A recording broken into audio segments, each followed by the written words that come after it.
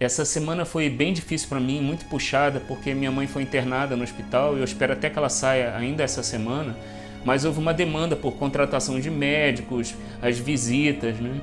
Ainda mais em tempos de Covid, que as visitas estão muito restritas. Isso acabou atrapalhando o andamento da mudança e também da composição que eu estou fazendo. Mas ainda assim eu consegui fazer a introdução que eu estava querendo e é isso que eu vou mostrar para vocês nesse capítulo de construção.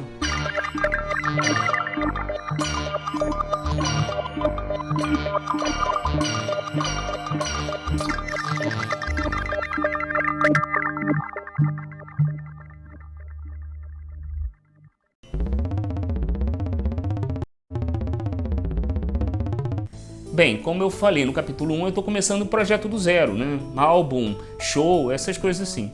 E pensando na ideia de um show que eu pudesse levar para vários palcos, que fosse versátil, uma coisa que me veio à mente é que eu acho meio sem graça esses shows que começam com os músicos entrando um a um, plugando o instrumento e tal, e testa, e conta 1, 2, 3 e começa. Eu acho que perde um pouco a coisa da fantasia, da experiência de que você está indo para um espetáculo, um lugar diferente. Eu gosto de shows, por exemplo, que começam com um vídeo e tudo escuro e de repente acaba o vídeo e já está a banda tocando, ou então abre a cortina e a banda começa, ou acende as luzes com a música começando, né? Mas eu sei que nem sempre isso é possível. No meu caso em particular, eventualmente eu vou ter que tocar em palcos que não tem essa condição de iluminação, ou não tem a cortina, ou talvez até tocar ao ar livre, com a luz do sol. Então eu pensei numa forma de começar esse show, né, com uma introdução, uma música e tal, que pudesse ir construindo essa sensação de emoção, de suspense crescente. Bom, então a primeira coisa que eu ia usar para abrir o show, ainda sem ninguém no palco, seria um drone bem grave. Drone em inglês é zangão, o macho da abelha, mas é um nome também que a gente dá a qualquer instrumento musical ou qualquer som que mantém uma nota grave de sustentação para outros instrumentos tocarem. É como a gente chama, por exemplo, dos tubos da gaita de fole que ficam mantendo aquelas notas contínuas. Então eu pensei numa coisa mais ou menos assim.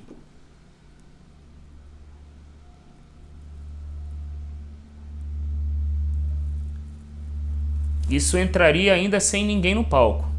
E aí a tecladista entraria, agradeceria, sentaria ao seu instrumento e começaria a tocar uns acordes bem soltos, bem vagos, com ataque lento. O ataque lento a gente diz que dos sons que demoram a aparecer. Um instrumento de percussão tem um ataque curto, né? Então eu resolvi usar os acordes quintais ou quartais que eu gosto tanto. Se você não sabe o que é acorde quartal, dá uma olhada no capítulo de piração, onde eu falo das técnicas usadas na releitura de Anunciação, do Alceu Valença. Dá uma olhada lá. Então eu escolhi desses dois acordes, um que é Fá, Dó, Sol, e aí tem uma passagem entre eles e aparece um outro acorde quartal de Lá, Ré, Sol.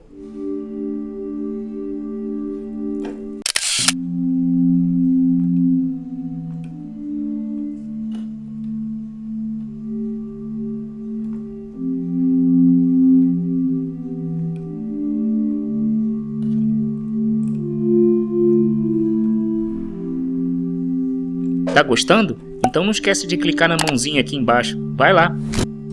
E aí depois de um tempo, de umas repetições, enquanto o tecladista toca isso, entra o baterista no palco, da mesma forma. Agradece a plateia, senta no seu instrumento e começa a tocar uns efeitos nos pratos, né? Uns crescendos, umas coisas assim, né? E aí, depois que o tecladista toca essa sequência de acordes, ele mantém as notas sustentadas um pouco e entra uma batida de coração, também em fade-in, ou seja, vai aparecendo aos poucos, para criar ainda mais esse suspense.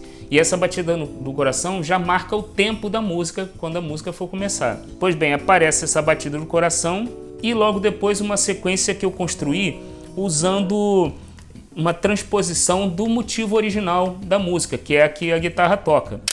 O motivo original, como eu mostrei no capítulo 1, é isso aqui, né? E que eu transponho ele também, uma quarta baixa faz isso aqui. Essa transposição que eu fiz, que eu mostrei no capítulo 1, é uma transposição cromática, ou seja, das 5 notas que eu uso aqui nesse tema, né? Essas 5 notas, o intervalo da primeira para a segunda, da segunda para a terceira, da terceira para a quarta e da quarta para a quinta, se mantêm iguais quando eu transponho ele para aqui para baixo. Então parece só que é a mesma coisa, exatamente um pouco mais grave. Para trabalhar nessa introdução, eu resolvi explorar umas transposições diatônicas, ou seja, eu movimento aqui a posição da mão no teclado, né?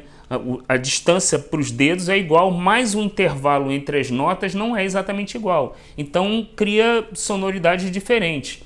E eu escolhi 3 transposições dessas diatônicas, né, que soassem mais interessantes. Então escolhi essa aqui. Escolhi essa aqui. E escolhi essa aqui.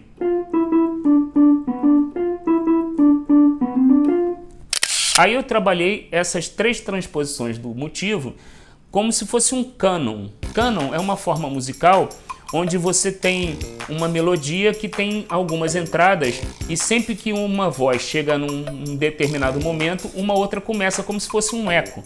É o que acontece, por exemplo, na Frère Jacques. Frère Jacques, Frère Jacques, dormez-vous. Quando começa o dormez-vous, uma outra voz começa a cantar Frère Jacques e assim por diante, né? Então faz uma superposição de ecos. Esse aqui, na verdade, não é um cânon, porque as entradas têm motivos diferentes, não são exatamente iguais, né? São umas daquelas transposições. Então a primeira é essa aqui, a segunda é essa aqui e a terceira é essa aqui. E a defasagem deles também é bem curta, é de um tempo só. Então a entrada ficaria mais ou menos isso aqui, né? Mais ou menos com essa distância. Então essas 3 camadas sobrepostas com essa defasagem começam a aparecer também em fade-in, do nada vai surgindo isso, e eu fiz com que elas fossem aumentando e diminuindo o volume também de forma defasada. Então elas estão sempre soando, mas às vezes aparece mais uma, depois começa a aparecer a outra, depois a terceira e assim por diante. Depois no final elas ficam no mesmo volume mais ou menos e vão sumindo junto com o drone, junto com os acordes que o tecladista voltou a tocar e o que o baterista está fazendo na bateria. Em algum momento onde esse looping está tocando, o tecladista volta a fazer aqueles acordes, o baterista está tocando os pratos, né? O guitarrista entra no palco, como os outros músicos, agradece a plateia, vai para o seu lugar. Eventualmente eu vou botar um acorde distorcido, uma coisa assim, pode ser que eu coloque, ainda não decidi. E aí, quando tudo some, ele puxa o tema já no tempo que o coração tinha marcado, na pulsação que o coração tinha marcado. Puxa o tema original, que é aquele. E assim por diante. Quando ele começa a tocar, por fim, entro eu no palco, também agradeço a plateia, e um pouco depois que ele começou a tocar, eu começo a cantar.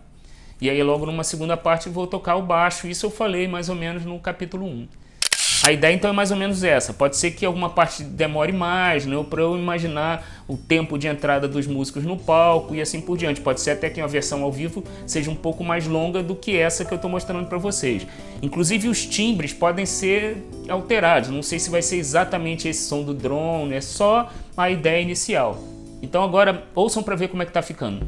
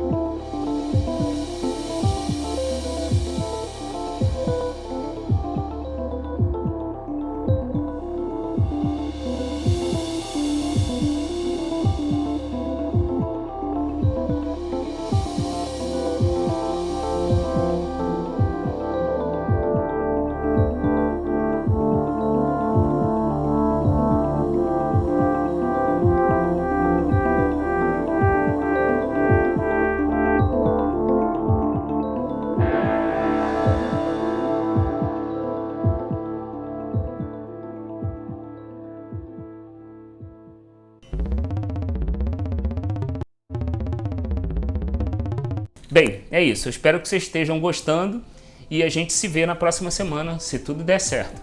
Um abraço. Se você gostou desse vídeo, se inscreve aqui no meu canal e não esquece de clicar também no sininho para ser avisado sempre que eu lançar algum material novo. Até mais!